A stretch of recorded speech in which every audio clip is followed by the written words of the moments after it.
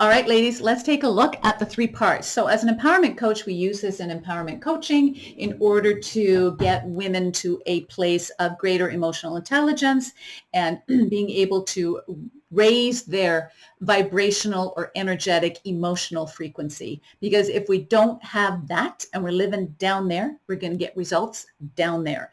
So when we're working with parts, sometimes it's easier to talk about the authentic versus the wounded. And so we look at archetypes. And so in my program, we spend a lot of time on archetypes because they are the personas or the masks that women have taken along with them through this ride called life as a way to survive or societal expectations. There's the people pleaser, the fixer, the busy bee, the prostitute, the victim, the saboteur, the wounded child, the perfectionist, right? Any one of those, we can kind of grab a hold of a bunch of them, right? They are divided into adult and child, right? So the adult ones are the mother role where we are overworking, over caring for, right? This is, let's use another color here. We are tired. We have been working and working our whole lives. We have been supporting, we're taking care of our kids at one end and often aging parents at another. We're keeping a household. We're often keeping a career or business going. There's a lot of expectations on us. We often say yes when we should be saying no. Boundaries are often an issue. We sometimes find that we're always feeling guilty or ashamed or even frustrated and angry where we are. So those are all of the mother archetypes. And those are really, really heavy. And this is the woman that knows what she needs to do to better her health, to better her body. She knows, and she just sees it like another to-do list because she has a big to-do list. And for her, another duty, it's a must, and she does it for a while. But then she finds that she's just too tired, she's resentful, or she doesn't have the time, she doesn't have the money, whatever it happens to be. Again, there's so much heaviness around this archetype and in this mother energy that a lot of us associate with. Then what happens is we get so friggin' tired of trying and failing and always having to extend ourselves, overextend ourselves for everybody else. Where's my me time? Or if we do take me time, we sabotage it because we feel guilty, right? And we fold up everything and go back to our role. But what happens is we often rebel. And when we rebel, we go the other way over into child energy, right? And child energy is where we say, damn it, I'm tired. I don't want to go to the gym. Or I want that cake and I'm going to eat it. Or weekends come around and we just do a crash feed for 2 days. We're on a diet and we do good for a while. And then all of a sudden, poof, it all just goes away because we just don't like the restriction. It doesn't feel good. It's painful. I want to have fun with my friends. Why am I on another diet again? Why isn't my body complying? Or this whole thing around aging, it's not fair. We go into blaming and complaining. That energy too is very heavy and dark, and it's just a rebellious energy. And then sometimes we're like, ooh, got to smarten up. I'm getting older now. Go back. Go find another trainer. Go find another food plan. We really got to get this thing going here. I got to step back in as an adult. And this is the adult that's going, okay, wake up here. So we try again. But guess what? After a while, we feel the same tug because nothing's changed and we go over here. So this is a lateral move where there's no change in energy. It is a habit. And this habit in itself becomes the very resistance and the pattern that a lot of women live through for decades. Try.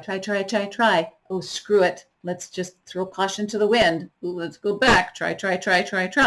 And this is where they live. This is the wounded self.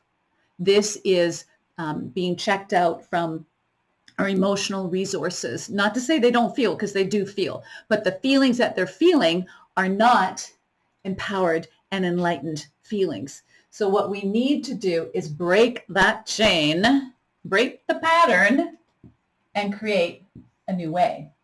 This is where we look at self-limiting beliefs. We look at conditions and conditionings and patterns, and we look at what's really keeping you stuck. What's really going on here?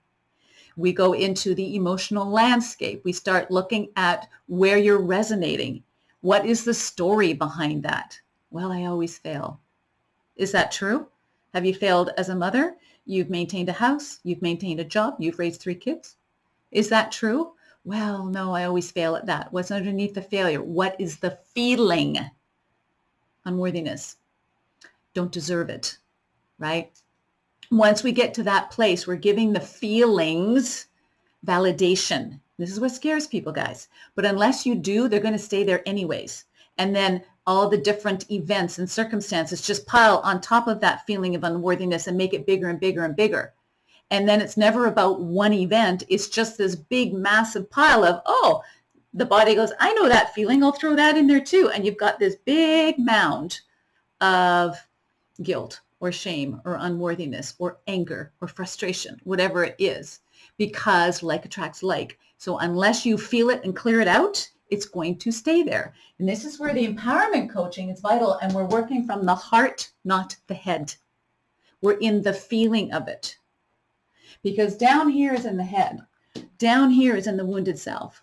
It's all in the intellect because it's safe in the intellect. Often people with the most education, I love you PhDers. I think you're fantastic. I'm not one. But sometimes the safety is in the head. People who teach for a living, the safety is in the intellect, right? It's not what gets you in trouble. It's not you're thinking about something. It is the feeling that is keeping you there. I don't want to feel this. I'm going to ricochet over here. Oh, I don't want to feel this. I'm going to do what I think I need to do and back over here. There's no light in it. There's no joy. There's no inspiration. So this is where the work of empowerment coaching, and it's fast. I've had people in therapy for years, and they say 3 sessions of empowerment coaching got me to a place where I reframed, where my perspective changed. I had a different set of glasses. I saw things differently, and I shed the heaviness of all of this in the wounded self. This is the authentic self, guys. This is where we're supposed to be living from. And when we're living from this place, we are managing our emotional state. We're not scared of it. How can you be scared of emotions, right? You should be scared of not feeling, or you should be scared of being caught in this negative back and forth that so many people are living in. And once you find that little bit of freedom, you want more. It's like, this is empowered woman. She's grounded. She's strong. She's centered. She's present. She's aware. She's courageous. This is where it doesn't matter about the food becomes food again. The weight naturally comes off. It naturally comes off because the body is in alignment with its emotional state. The biochemistry and the feelings are one, guys. Body and brain is one. That is the nervous system. And when it's out of sync, you're in misalignment, right? You are in resistance. As long as you're living in resistance, what resists persists. And our habits, our thinking habits, our patterns, our beliefs, unconscious beliefs, which are 95% of our beliefs, by the way, is in the subconscious. They need to be given a kick, right? Given a kick by somebody in the know who knows how to give the kick. And that's usually somebody who lived like this, yes, for a long time and decided, I don't want to live like this anymore. This is not living. This is surviving. This is torture. This is struggle and suffering. This is what so many women have been living in around their aging, their body, their weight, their how they walk through this life. And they're just in struggle and suffering, and there's no joy. And as you get older, there's even less of it.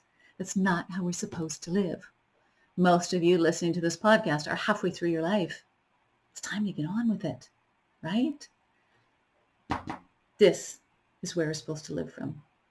This is a possibility, but this requires a different approach. It's not therapy. It's not counseling.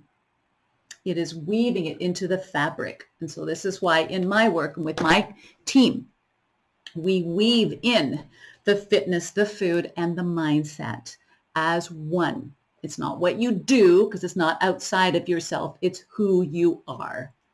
And when it becomes and lives in who you are, there is no strain because it's your normal. It's who you are. That's how us women are supposed to walk about this earth. It's how we're supposed to have walked about this earth ever since birth. But life kind of took us out. It's time we came back in and lived the second half of our life in a healthy, lean, strong, shapely body with a great relationship with food and a desire and an inspiration to live from the 30,000 foot view. Okay, you guys, it's possible. Be well all. Take care.